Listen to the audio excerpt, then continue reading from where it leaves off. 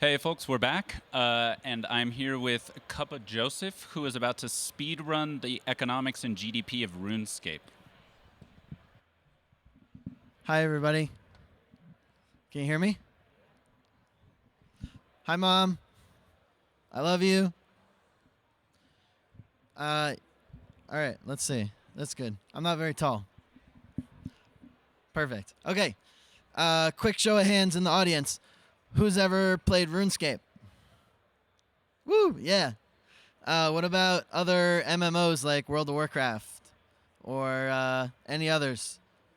Cool.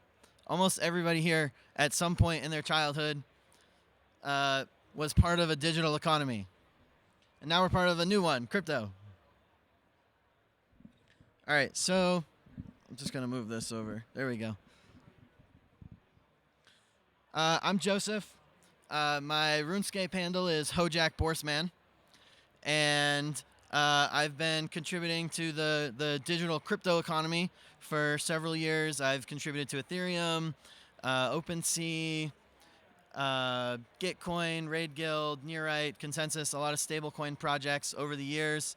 And yeah, so I have a pretty good hold on the digital market for crypto coins, but also the digital market for RuneScape gold coins.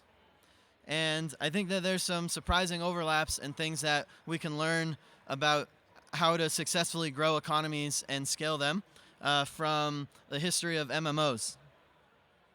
All right, does this work? Sweet. So recently I made a new API that tracks all of the trading volume of every token in RuneScape and how much gold is going through it, and then also tracks the black market IRL gold trading forum prices of RuneScape gold, and then I can multiply those together to see the total volume going through the Grand Exchange, which is kind of like the stock market in RuneScape, and the total trading volume of everything is the gross domestic product, right? Is the GDP. So countries have GDPs, but also video games can have GDPs as well. All right, so in RuneScape, there's a Grand Exchange. There's this MMO economy. There's people buying and selling goods. And it actually works exactly the same as the IRL economy. You have money issued by a government, which is kind of like the publisher of a video game, but with more violence. And you have users, you have citizens in there buying and selling things. So they mostly do that on RuneScape through a system called the Grand Exchange, but there's, every other MMO has their own trading system, right?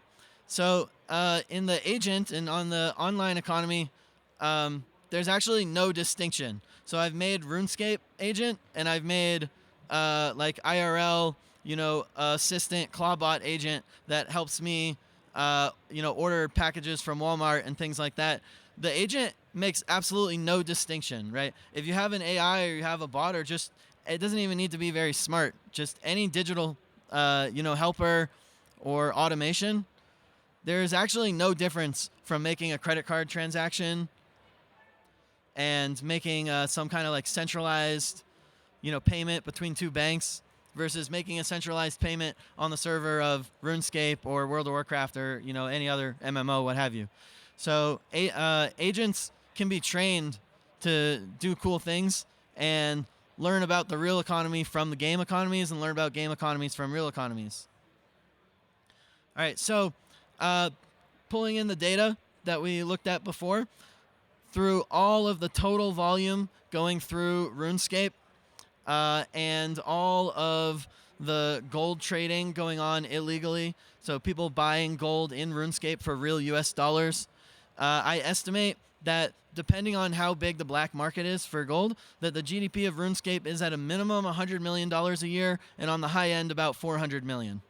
So that's actually about 1/100th of the smallest state in the US. And it's going to be, if it keeps growing, it's going to be larger than some Pacific islands. Some, like smaller micronations that have really little GDP, right? So it's totally possible to see in the next couple of years, as digital economies grow, as there's more agents trading between each other, that the GDP of RuneScape and other maybe new crypto-powered MMOs is actually larger than existing countries today. All right. So GDP in a game, it's real. Like, even though the tokens are fake, US dollar is also fake. So there's gold on the RuneScape server. There's US dollars on the Fed server in DC, right? Like, there's actually no difference. They use the same type of database. Like the bank, Capital One, Bank of America, they're like storing your balance. They use the same exact type of database that RuneScape and everybody else with very scalable large MMOs use. They use the same type of DB to store balances. So there's functionally no difference. It's actually real GDP. So now we get into like these black markets. Who's ever bought an NFT for more than $1,000? Yeah, GG, RIP, right? Yeah. So this is there's a black market for RuneScape party hats, which is actually rarer than most NFTs. There's only a couple for sale. The first 4 are for sale for a bit under $2,000, $1,100. The only blue party hat for sale right now is $2,300 US, like actual USD. It's not even an NFT. It's just inside of RuneScape, right? So like we didn't really come up with NFTs. We didn't really come up with these things. They're still going on, right? So this is a real economy. This is real money being spent. So I'm not gonna spend a lot of time, but RuneScape also sells memberships. They have their own income, and they also have microtransactions. So 2 years ago, there was somebody who was written up in a few press publications that they had spent $62,000 in a year on RuneScape microtransactions. That's pretty rough, right? That's pretty rough. There's some psychological manipulation going on there, right? So, yeah, probably not the best. So RuneScape's making a lot of money on microtransactions. They're making a lot of money on membership, kind of. But it's also expensive to run real economies and to be a government and provide public services to everybody, like keeping the server on, right? So RuneScape recently added a 2% convenience fee to using the Grand Exchange. So this is actually a tax. They said it's a basically they baked it into slippage, right? If you trade on AMMs, but it's actually a tax. So every trade on the Grand Exchange now has a 2% fee. What if that was real money, right? What if they're trading $400 million a year in GDP and they had a 2% sales tax? You know, that would be like $8 million a year. That's enough to keep all the servers running indefinitely. So you can have a completely autonomous world run on smart contracts and take a sales tax, right? And you could completely autonomously create a networked economy between different games, between different assets, between different agents, and everyone using your digital economy. There's functionally no difference from doing that on RuneScape or anywhere else, and doing that IRL. And you know, I think the sales tax is like 1.25% in Virginia, where I live. It's the same, right? And they're just doing that to keep the roads clean and build schools and hospitals, and you know, the state wants to keep commerce flowing, and so does your MMO. So yeah, here's my call to action. I'm gonna wrap up. But yeah, any tradable asset is indistinguishable from other tradable assets. So buying a coffee is also buying a tradable asset. It's the same as doing it digitally.